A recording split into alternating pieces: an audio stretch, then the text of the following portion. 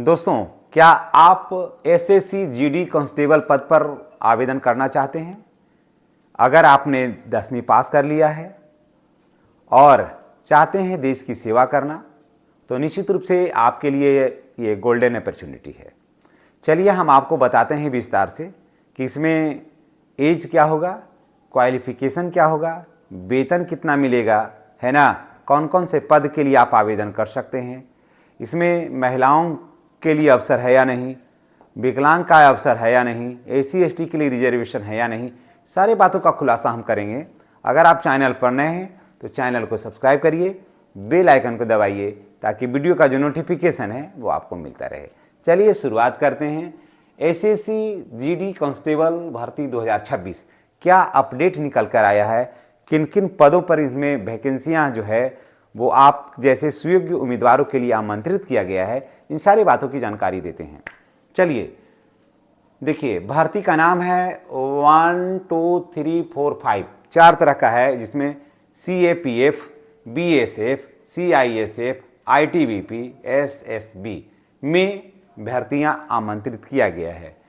विभाग का नाम है कर्मचारी चयन आयोग, SSC, है ना, ये भारत सरकार की जो है। और महत्वपूर्ण तिथि यानी आवेदन कब से कब तक करिएगा, तो आप आवेदन जो है वो 1 दिसंबर से लेकर के 31 दिसंबर तक इसमें आप आवेदन कर सकते हैं। यानी कि वैकेंसी अब स्टार्ट हो गई है, वैकेंसी चल रही है और आपके पास समय काफ़ी कम है। अगर आप चाहते हैं कि इसमें आवेदन करें तो निश्चित रूप से आपको आवेदन इसमें करना चाहिए। अगर आप इसमें जाना चाहते हैं तो हमारा काम है जानकारी देना, निर्णय लेना है आपका काम है। ये ऐसा नहीं है कि जो मैं वीडियो बना रहा हूँ सारे अभ्यर्थी इसी पर करेंगे, सबका अलग अलग अपना अपना चॉइस होता है। लेकिन अगर आप BSF, CISF, ITBP, SSB में अगर आप जाना चाहते हैं तो ये आपके लिए गोल्डन अपॉर्चुनिटी है। ठीक है, देखिए आवेदन होगा 1 दिसंबर से लेकर के 31 दिसंबर तक। फी जमा करिएगा 1 जनवरी 2026 तक। एग्ज़ाम होगा आपको फरवरी से अप्रैल के बीच में एग्ज़ाम हो जाएगा। कुल पद है 25,487। ठीक है, कुल पद है 25,487। और इस एग्ज़ाम को पास कैसे करिएगा ना, ये सबसे बड़ा सवाल है। तो इसके लिए हम टैग प्रोडक्ट में किताब का नाम दे दिए हैं, वहाँ जाकर के किताब आप खरीदिए।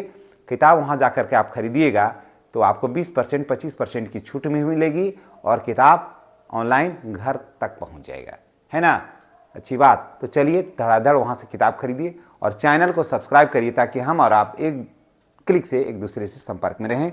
और हमारा आशीर्वाद आपके साथ है और आप पढ़िएगा, थोड़ा सा दौड़िएगा, निश्चित रूप से सफलता आपको मिलेगी। कारण कि दौड़ तो बहुत ही आसान है। देखिए कुल पद कितना है, 25,487। ऑल इंडिया लेवल पर ये एग्ज़ाम है।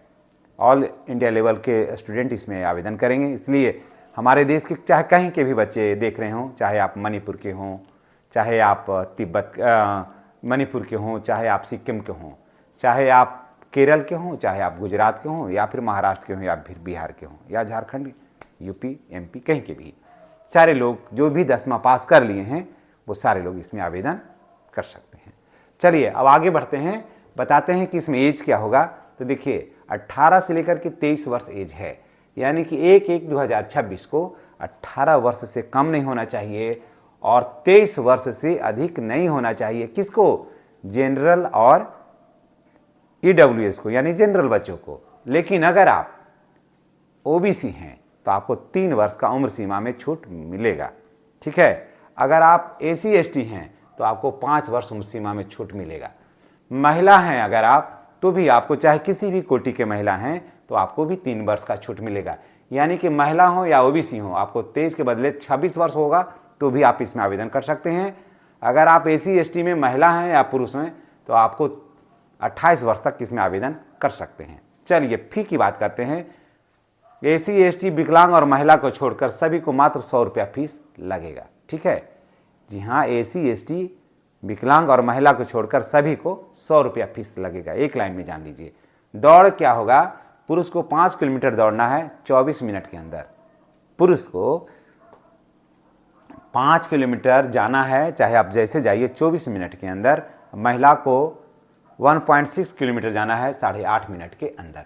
अब चलिए जानते हैं चयन की इसकी प्रक्रिया क्या है, कैसे इसका सिलेक्शन होगा। देखिए परीक्षा जो है कंप्यूटर बेस्ड टेस्ट के होगा, यानी कि कंप्यूटर के माध्यम से आपका एग्ज़ाम होगा और एग्ज़ाम को पास करने के लिए आपको किताब लेना होगा। किताब मेरे टैग प्रोडक्ट में दिया हुआ है, वहाँ जाके किताब खरीदिएगा, 20% की छूट मिलेगी आपको और किताब भी पहुँच जाएगा आराम से आपके घर तक। उसके बाद फिर दूसरा होगा कंप्यूटर टेस्ट के बाद फिर होगा, कारण कि कंप्यूटर पर नहीं आपको एग्ज़ाम देना होगा CBT मोड में।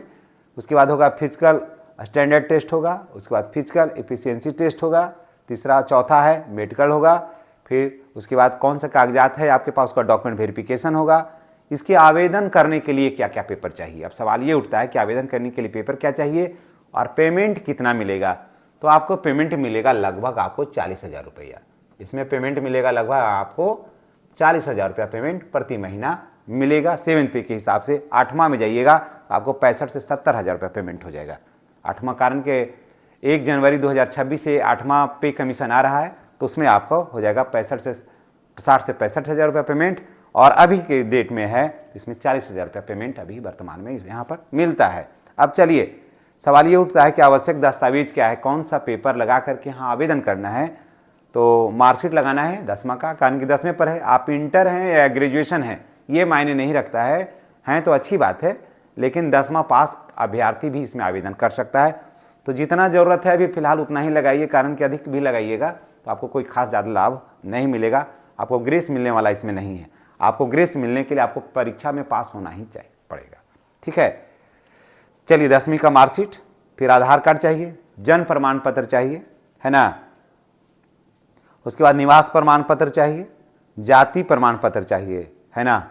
उसके बाद रिजर्वेशन का लाभ लेना चाहते हैं तो आपको जाति प्रमाण पत्र के साथ में अगर आप जनरल में हैं तो आपको EWS बनाना होगा, अगर आप OBC में हैं तो आपको NCL बनाना होगा।